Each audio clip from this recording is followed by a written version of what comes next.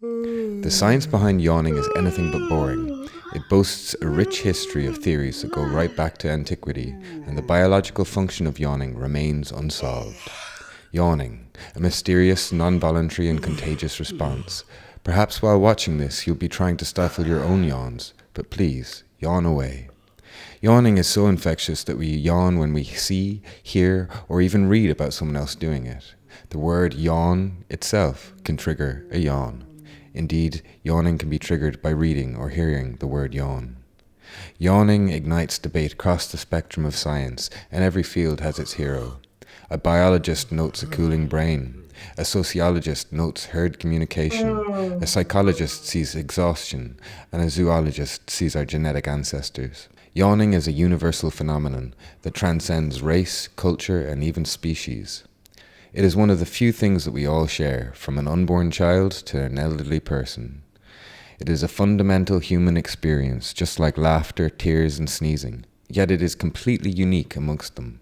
More than 20 psychological reasons for yawning have been proposed by scholars, but there's little agreement on the primacy of one. Yawning can be found across all species: lions, snakes, and penguins.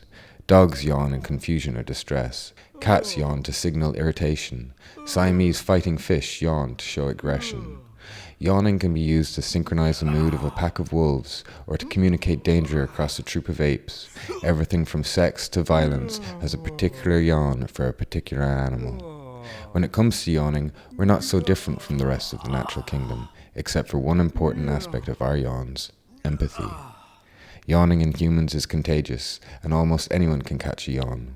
The more empathetic you are, the more likely you are to catch a yawn.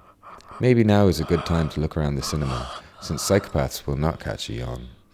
Yawning is even contagious between species, and yawns can be shared between dogs and their owners. Yawning is also completely misunderstood in society.